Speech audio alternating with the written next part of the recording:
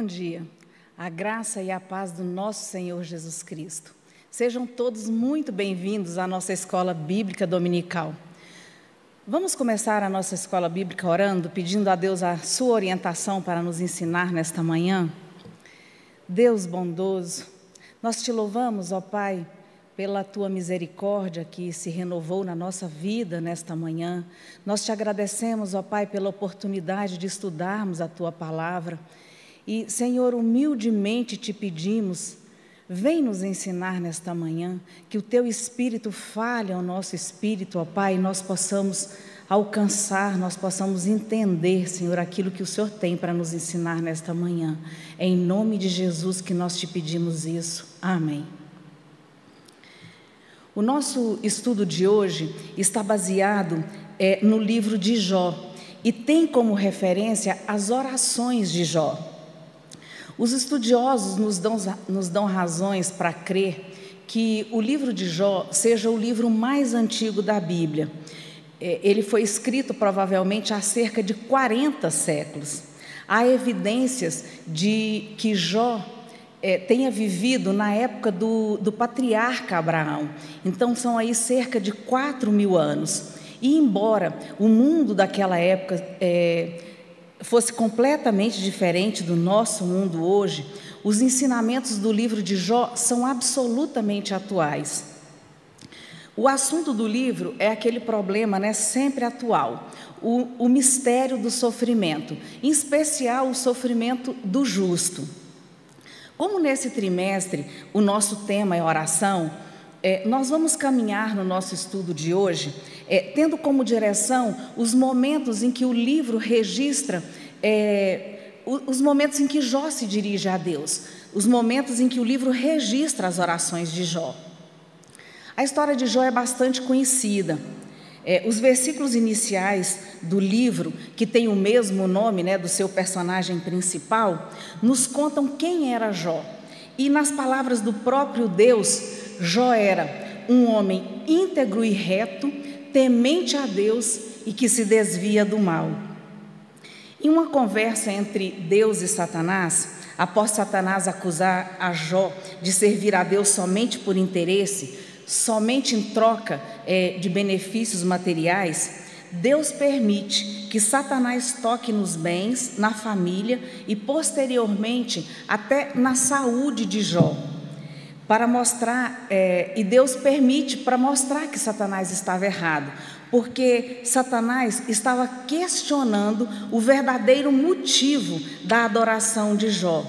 Mas nós precisamos ressaltar que essa deliberação que ocorre no céu e vai ser o motivo do sofrimento de Jó, isso não chega ao conhecimento de Jó, chega a nós leitores, logo aqui no início do livro, mas isso não chega nem ao conhecimento de Jó e nem àqueles que cercam Jó, aqui na história.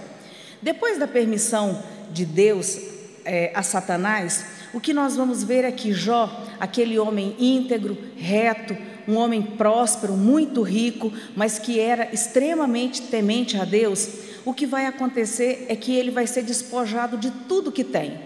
Primeiro, Jó perde toda a sua riqueza material.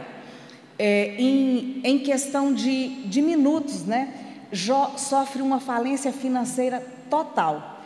Jó, depois de perder os bens, Jó vai perder também os seus filhos. Jó enterra todos os seus filhos.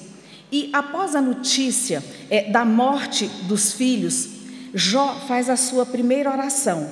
A oração vai estar registrada aqui no livro de Jó, no capítulo 1, no versículo 21. Mas nós vamos ler do 20 ao 22. Jó, capítulo 1, versículo 20 ao 22, e diz assim: Então Jó se levantou e rasgou seu manto. Depois raspou a cabeça, prostrou-se com o rosto no chão em adoração e disse: Saí nu do ventre de minha mãe e estarei nu quando partir.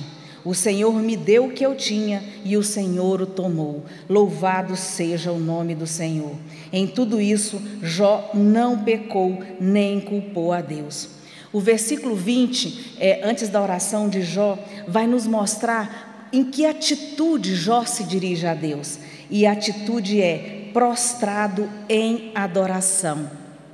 Então, quando Jó se prostra aqui em adoração, Jó está dizendo que a razão da sua vida não tinha como fundamento os seus bens materiais.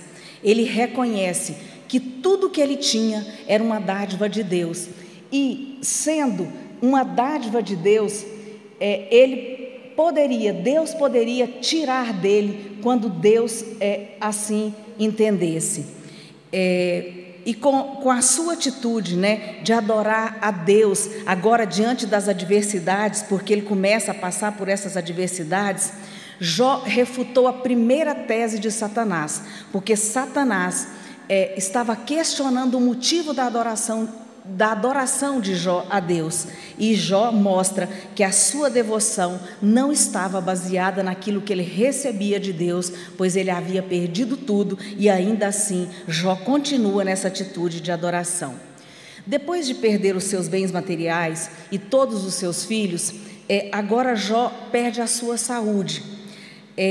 O texto nos diz que Jó foi tomado de tumores da planta do pé até o alto da cabeça. A aparência exterior de Jó se tornou tão repulsiva que nem os seus parentes mais próximos queriam chegar perto dele. Então Jó, em profundo desconforto e sofrimento, a vida de Jó se transforma num fardo muito pesado. E é nessa fase da história que nós vamos conhecer 3 dos amigos de Jó. 3 amigos que, sabendo do sofrimento de Jó, deixam as suas cidades e vêm consolar Jó. Cada um deles vai tentar interpretar o problema de Jó, vai tentar resolver aquele caso particular de Jó com base nos seus conceitos e nas suas convicções pessoais. E os resultados são bastante insatisfatórios. Nós vamos ver que os amigos de Jó não levavam em conta a existência de uma vida eterna, uma vida depois dessa, o conhecimento que eles têm da providência divina é bastante limitado. Nós precisaríamos de mais tempo para analisarmos os discursos de cada um. Mas, resumidamente, o primeiro amigo a falar é Elifaz, que é considerado o mais velho e o mais sábio. E talvez por isso ele fale em primeiro lugar. Os discursos de Elifaz são baseados primeiro na observação. E os discursos dele estão nos capítulos 4, 5, no 15 e no 22. Mas nós vamos ler alguns para vermos que a base das suas conclusões está baseada na observação. Aqui no 4:8, ele diz assim: pelo que tenho observado, os que cultivam a maldade e semeiam a opressão, isso também é o que colhem. No 5, que ainda continua o seu discurso, ele vai dizer: observei que os insensatos têm sucesso por um tempo, mas desgraça repentina vem sobre eles. No 5:27, ele diz ainda: observamos a vida e vimos que tudo isso é verdade. Ouça meu conselho e aplique-o à sua vida. Então, nós vemos que ele está sempre dizendo: olha, pelo que eu observei, e aí ele continua a sua explicação. Mas ele também baseia o seu discurso, a sua fundamentação, em uma suposta iluminação espiritual que ele teria tido. E isso está no capítulo 4, começando no versículo 12, ele diz assim: esta verdade me foi revelada em segredo, como que sussurrasse meus ossos. Um espírito passou diante de meu rosto, e os pelos de meu corpo se arrepiaram. O espírito parou, mas não pude ver sua forma. Um vulto estava diante de meus olhos. No silêncio, ouvi uma voz dizer: pode algum mortal ser inocente perante Deus? Pode o homem ser puro diante do Criador? Então, ele baseia os seus argumentos na observação e nessa iluminação espiritual que ele tem. E a conclusão que ele vai chegar de que Jó de que se Jó não fosse pecador, a sua dificuldade não teria vindo. Então ele representa aqui o moralismo religioso, né? E defende então essa ideia hipotética de que se Jó não fosse pecador, a sua dificuldade não teria vindo. O segundo amigo é Bildade. Os seus discursos estão aqui nos capítulos 8, 18 e 25.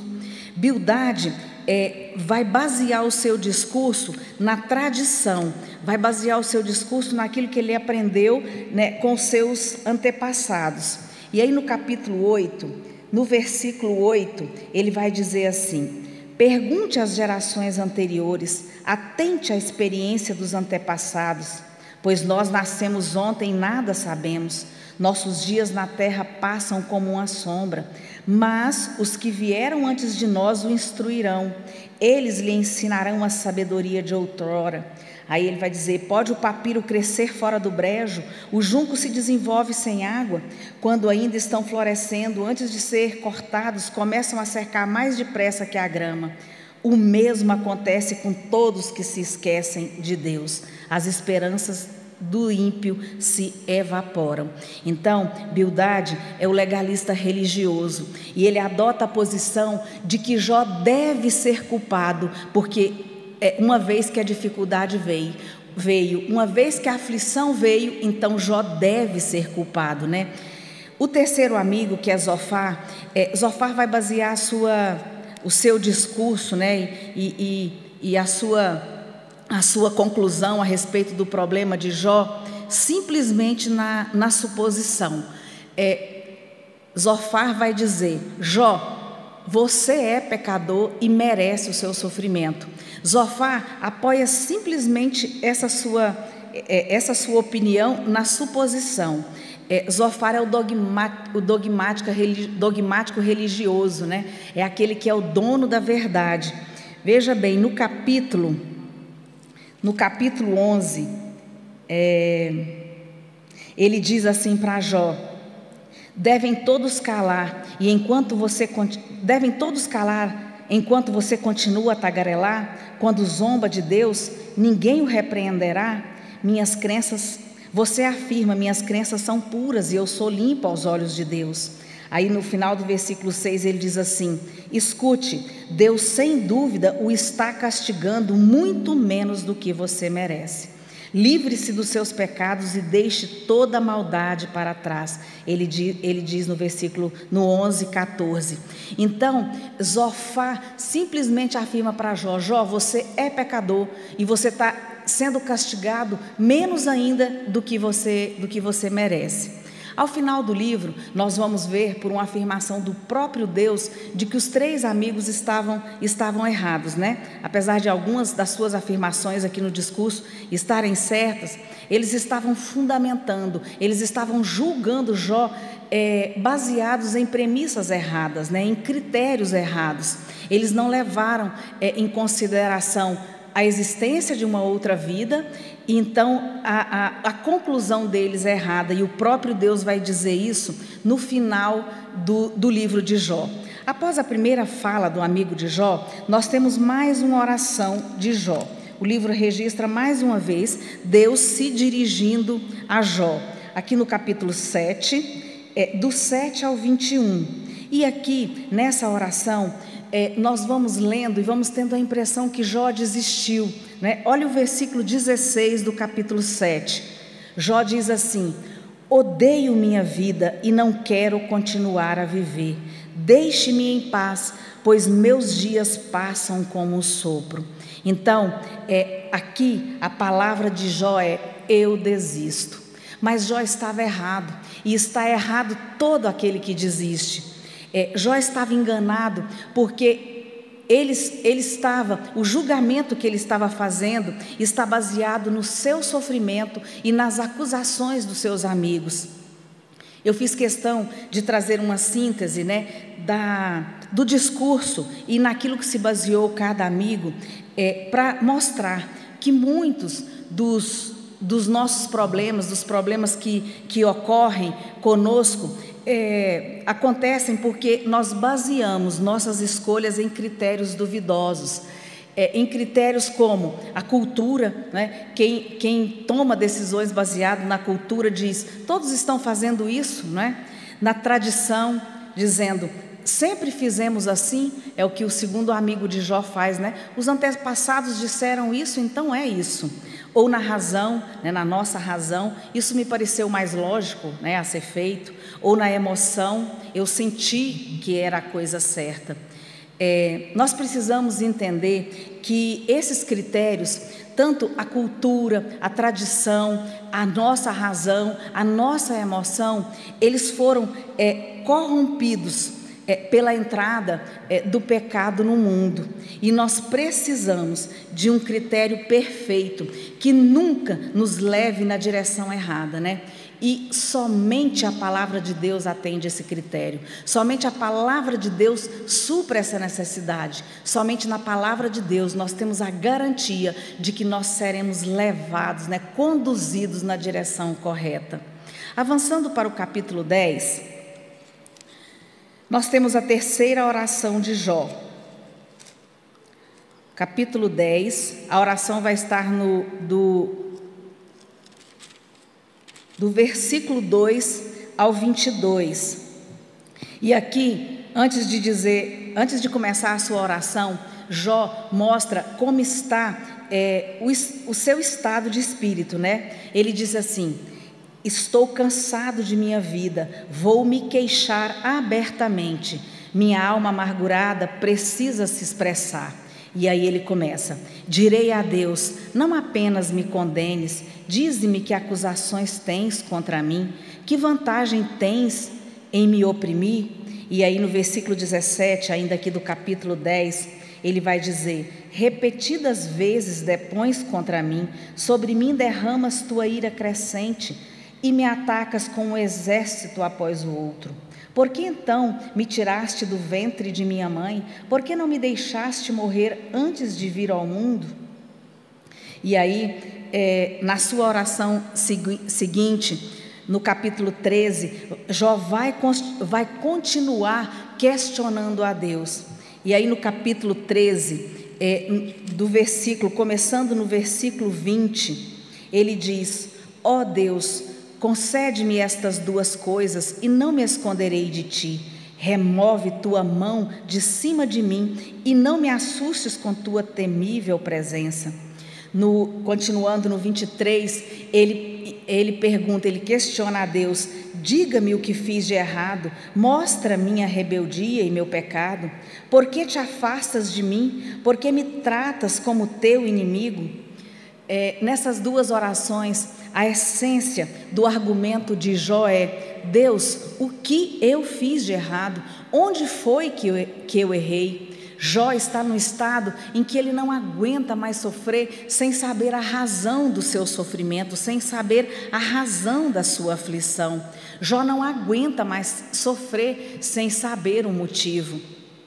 E aí nós pensamos, se Jó ao menos pudesse saber, pudesse ter conhecido a decisão que foi tomada no plano celestial, como a nós, né, nos foi dado conhecer no início, na introdução do livro, se Jó pudesse saber antecipadamente, previamente, o resultado desse sofrimento, mas Jó não sabia, e o fato é que Jó não deveria ter a explicação do seu sofrimento, e tudo, né, os ensinamentos do livro, tudo depende desse simples fato. E sabe por quê? Se Jó soubesse, não haveria lugar para a fé. Se Jó soubesse de antemão o motivo, Jó jamais poderia ter saído como ouro purificado pelo fogo. Se Jó soubesse, não haveria um verdadeiro teste de caráter. Então, devemos compreender que existem algumas coisas que Deus não nos pode revelar naquele instante, pois isso prejudicaria os propósitos benéficos que Deus tem para nós, né? A Bíblia, que é seletiva, é tão sábia nas suas retenções como em suas revelações. Ela é sábia naquilo que retém, né, e é sábia naquilo que revela. Nós precisamos entender que o que é revelado é suficiente para tornar a fé racional, e aquilo que é retido é suficiente para dar à fé a oportunidade de crescer. O que ficou sem revelação tem o propósito de dar à fé espaço para a fé se desenvolver e para a fé crescer. E é justamente no fato de Jó não saber o motivo do seu sofrimento é que está o completo significado do livro de Jó para nós. Nós sabemos que havia uma explicação, mas nem Jó, nem os seus amigos tinham conhecimento dessa explicação. E o significado, o aprendizado para nós aqui deve ser que, quando nos encontrarmos em uma situação de sofrimento, de grande adversidade, de grande aflição, nós devemos crer, sem duvidar, que há um propósito nos planos dos céus e há um final previsto de bênçãos, né? Em Romanos 8, 28, Paulo vai nos dizer que, Romanos 8, 28, e sabemos que Deus faz todas as coisas cooperarem para o bem daqueles que o amam e que são chamados de acordo com o seu propósito. Numa outra versão, Paulo diz assim: sabemos que todas as coisas cooperam para o bem daqueles que amam a Deus. A palavra aqui são todas, sem exceção. Às vezes nós, no nosso sofrimento, nós até cremos, né, que algumas são, mas outras nós excluímos. Mas aqui diz todas, sem exceção, todas as coisas cooperam para o bem daqueles que amam a Deus. Então isso significa que por trás de todo o sofrimento do justo existe um elevado propósito de Deus. Há um benefício que resulta em crescimento espiritual. Não é um castigo, né? É um auxílio divino. É nas aflições, nas provações, que o nosso eu é morto. E somente quando o nosso eu é morto é que Deus vem a ser conhecido. Então nós precisamos compreender e aceitar que as provações mais difíceis, as perseguições mais cruéis, as angústias pessoais mais profundas, né, que às vezes nos afligem e que às vezes chegam até a tirar a nossa esperança, né?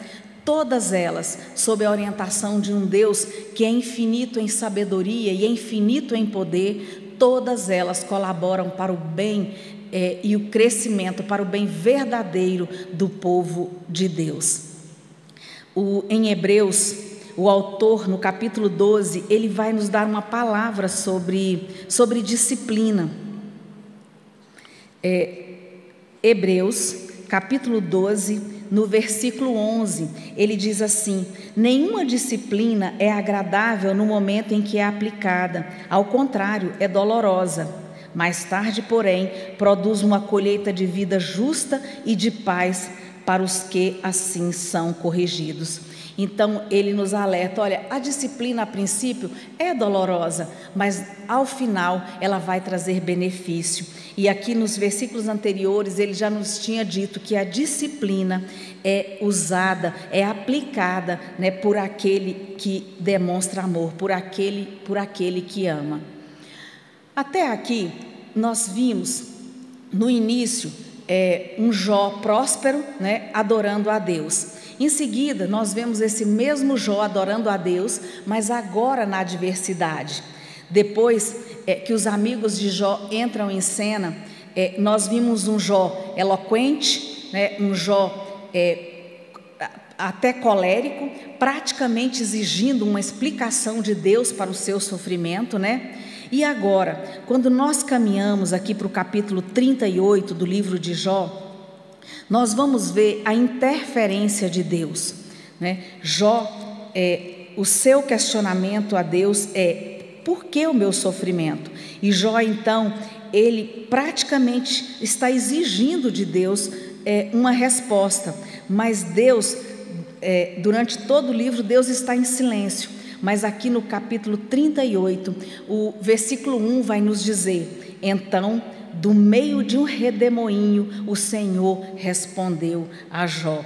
Então, Deus, a voz divina, vai ser ouvida agora através do redemoinho, né? E o que diz a voz divina? O que diz essa voz que Jó e os seus amigos vão ouvir do redemoinho?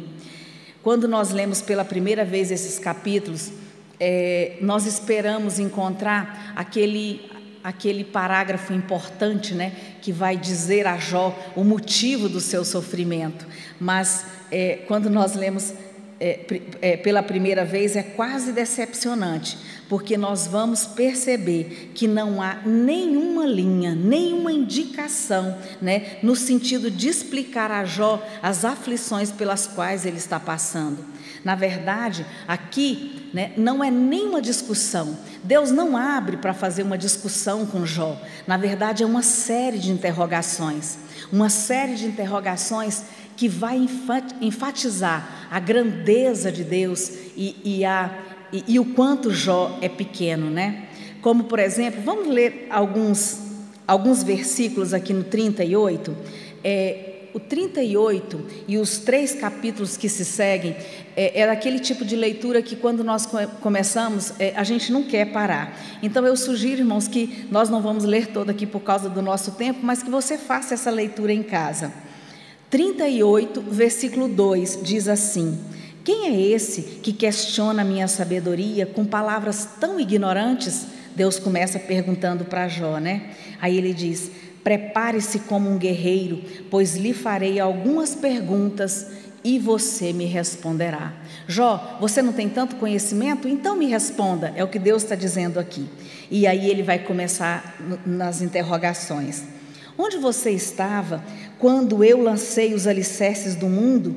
Diga-me, já que sabe tanto, quem definiu suas dimensões e estendeu a linha de medir?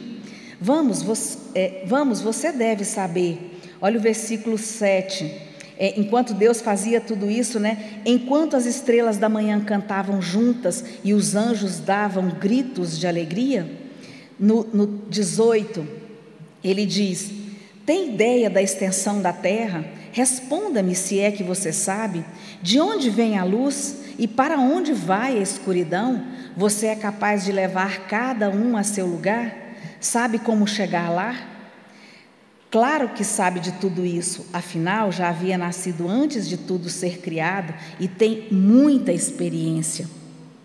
Aqui é como se perguntasse para Jó, né? Como você ousa censurar a Deus? Para censurar a Deus, o Deus Criador, Jó deveria ser ou tão velho quanto Deus, ou pelo menos tão velho quanto a criação, né?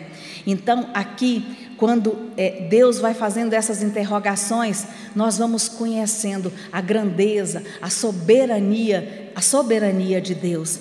E Jó vai ouvindo isso e compreende a sua absoluta incapacidade de julgar aquilo que lhe era incompreensível, né? O discurso de Deus aqui no redemoinho não tinha o objetivo de explicar a razão da aflição, a razão do sofrimento de Jó, mas mostra interesse pelas coisas de Jó. Embora não haja uma explicação, Deus demonstra, né, que estivera observando, ouvindo e cuidando de Jó. Deus mostra que Ele cuida da sua criação, e Jó era a coroa dessa criação, né? Deus está dizendo para Jó que Deus não muda com as circunstâncias. Mesmo que as circunstâncias mudem, Deus continua sempre justo e bom. E Jó vai compreender isso imediatamente, com muita clareza. Quando Deus quebra o silêncio, Ele mostra que sentia por Jó interesse e compaixão. Jó e o seu sofrimento significam tanto para Deus, que levam Deus a responder, que levam Deus a falar. E essa é uma das razões pelas quais a história foi preservada, para que nós saibamos, né, do interesse e do amor que Deus tem por nós. Deus, o Criador, cuida de nós em qualquer circunstância. Deus não muda com as circunstâncias, né? Nós mudamos, nós sofremos, mas Deus continua justo e bom. Na ausência também de explicação, está o propósito divino de levar Jó a apoiar-se no próprio Deus, independentemente de explicações, né?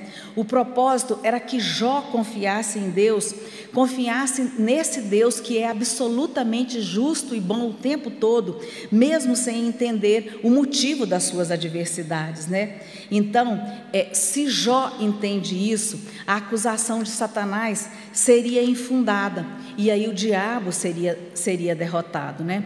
E nós vamos ver que Jó chega a esse ponto. O capítulo 42 vai nos mostrar que Jó chega a esse ponto. Jó confia em Deus, mesmo não tendo a explicação para o seu sofrimento. Jó vai ouvindo Deus falando ali naquela, né, aquela voz vinda do redemoinho, e a manifestação de Deus ali no redemoinho leva Jó aos seus limites, leva Jó a conhecer os seus limites, e isso vai pôr fim ao seu autoconhecimento, à sua autojustiça, né? À sua autossabedoria. Jó então entende os seus limites, Jó se vê, e ele sabe que a sua autojustiça, a sua autossabedoria não podia levá-lo a tratar ou a questionar daquele jeito. E isso era necessário para que Jó encontrasse Deus na sua plenitude. Jó aprende sua lição, e o resultado é uma poderosa percepção da infinita sabedoria, da soberania, da autoridade, da santidade e da bondade de Deus. Pois Jó tinha muito conhecimento de Deus, né? Jó tinha um profundo conhecimento de Deus. Olha, vamos voltar aqui no capítulo 19, eu acho que é importante a gente ressaltar isso.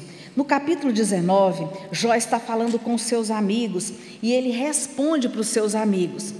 Jó, capítulo 19, no versículo 25, ele está respondendo para Bildade: quanto a mim, sei que meu Redentor vive, e que um dia, por fim, ele se levantará sobre a terra. Só faz uma afirmação dessas sobre Deus aquele que conhece a Deus, porque Jó estava certo, né? Deus, na pessoa de Jesus Cristo, se levantará sobre a terra, né? Ele se levantou sobre a terra.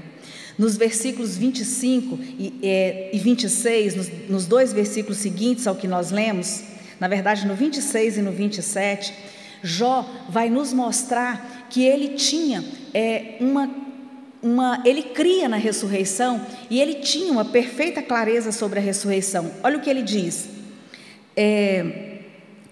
no 26, depois, revestido este meu corpo da minha pele, em minha carne verei a Deus, vê-lo-ei por mim mesmo, os meus olhos o verão e não outro. Então, Jó certamente estava olhando para a sua pele, né, toda tomada de tumores, né, da planta do pé até o alto da cabeça, e aí ele diz: olha, eu verei a Deus, não com essa pele, né, não com esse corpo, mas com um corpo novo que certamente Deus tem para mim na ressurreição. O problema é que o conhecimento de Deus, o nosso conhecimento de Deus, deve nos levar à humildade, e não a acharmos que nós podemos questionar Deus, como Jó fez aqui, né? Então, nós vemos que Jó tem muito conhecimento teórico de Deus, mas agora Jó vê e entende Deus como jamais acontecera antes, né? E aqui nós vamos para a última oração de Jó registrada no livro, que está no capítulo 42, e é o nosso texto áureo desta manhã, né? No capítulo 42, Jó vai responder a Deus, e ele diz assim, vamos ler do 1 até o 5. Jó diz assim: então Jó respondeu ao Senhor: sei que podes fazer todas as coisas, e ninguém pode frustrar teus planos. Perguntaste: quem é esse que com tanta ignorância questiona a minha sabedoria? Sou eu. Falei de coisas de que eu não entendia, coisas maravilhosas demais que eu não conhecia. E no 5 ele vai dizer: antes eu só te conhecia de ouvir falar, agora eu te vi com os meus próprios olhos. Com essa oração, né, Jó mostra a visão nova agora que ele tem de Deus. Jó mostra a visão e, como consequência inevitável, Jó também agora olha e se vê de um modo diferente. E aí, ele, continuando a sua oração, ele diz no versículo 6: retiro tudo o que disse e me sento arrependido no pó e na cinza. Né? Numa outra versão ele diz: por isso me abomino e me arrependo no pó e na cinza. Então, com essa oração, Jó nos ensina como devemos entrar na presença de Deus, né? Nós devemos entrar na presença de Deus em adoração e completa humildade, né? Reconhecendo, né, que nós recebemos, nós experimentamos o perdão divino. Nós devemos entrar na presença de Deus crendo, confiando que mesmo em meio ao sofrimento, Deus está cuidando de nós. Nós devemos aceitar, nós devemos saber que aquilo que Deus tem decretado para a nossa vida vai resultar em crescimento e em bênção. Depois que Jó tem a sua vida transformada por Deus, o que vai acontecer na sequência é que Jó vai receber de volta e em dobro todos os seus bens financeiros. Também vai receber, né, outros 7 filhos e 3 filhas. Na vida e na experiência de Jó, nós vimos que o seu sofrimento também é recompensado aqui nesta vida, mas nós temos que ter em mente que a verdadeira recompensa para todo cristão está na vida eterna, né? Para o sofredor santo existe um depois, um entretanto de compensação e prêmio. Em Hebreus 11, 13, Hebreus 11 é conhecido como o capítulo da galeria dos heróis da fé. E aí aqui ele diz assim, Hebreus 11, versículo 13, falando sobre esses heróis da fé: todos eles morreram na fé, e embora não tenham recebido todas as coisas que lhes foram prometidas, as avistaram de longe e de bom grado as aceitaram. Reconheceram que eram estrangeiros e peregrinos neste mundo. E no versículo anterior, falando de Abraão, que uma dos heróis, né, que figuram aqui nesse capítulo, ele vai dizer assim, olha, Hebreus 11, 10, Abraão esperava confiantemente pela cidade de alicerces eternos, planejada e construída por Deus. Então, aqueles homens, eles sabiam, né, que a verdadeira recompensa estava no céu. Eles sabiam que não eram cidadãos desta terra, eles eram peregrinos. Nós não somos cidadãos desta terra, nós somos peregrinos, né? Abraão sabia que, apesar de Deus ter dado aos seus descendentes a Canaã física, né, aqui ainda nesta terra, ele sabia que a verdadeira Canaã que Deus tinha prometido para ele era a Canaã celestial. E Jó, embora Jó tenha recebido de volta os seus bens materiais, Jó mais do que ninguém sabia que a verdadeira recompensa do seu sofrimento seria desfrutada, né, na vida eterna ao lado de Deus. Irmãos, o livro de Jó é bem extenso, né? Nós temos muitos ensinamentos. Em 40 minutos a gente tem que escolher aquilo que vai falar, né?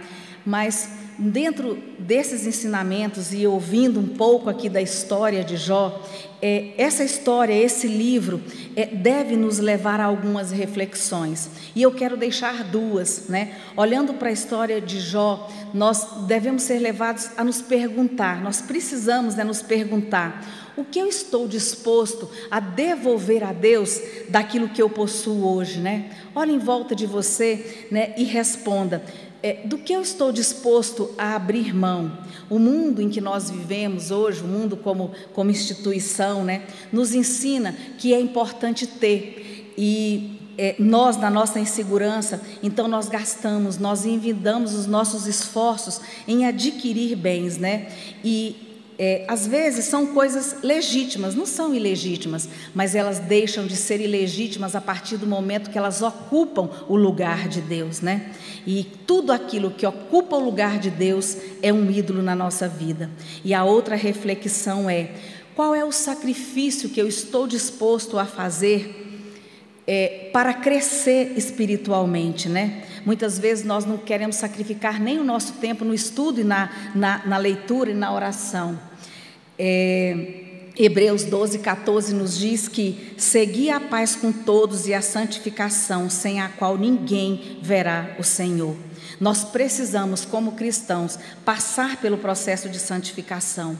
E no processo de santificação, necessariamente o nosso ego, o nosso eu, tem que morrer, né? Enquanto Jó não entendeu isso, a voz no redemoinho não se calou. Deus e o ego são fatos indiscutíveis, mas não há um ponto de encontro entre eles, né? Onde o ego, onde o eu reina, Deus não pode e não vai reinar. Que Deus nos abençoe e nos ajude. Vamos orar, irmãos? Senhor Deus, muito obrigada, Pai, pela Tua palavra que nos confronta, Senhor. Muito obrigada pela Tua palavra que é viva, Senhor, e como espada penetra o nosso coração.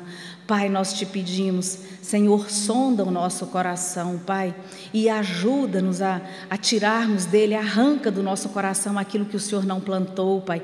Ajuda-nos a vermos a Tua vontade, ó Pai, e andarmos pelas Tuas veredas, ó Pai. Obrigada, Senhor, pela Tua palavra, obrigada pelos Teus ensinamentos. Ajuda-nos a vivermos de acordo com eles, Pai. Em nome de Jesus é que nós te oramos. Amém.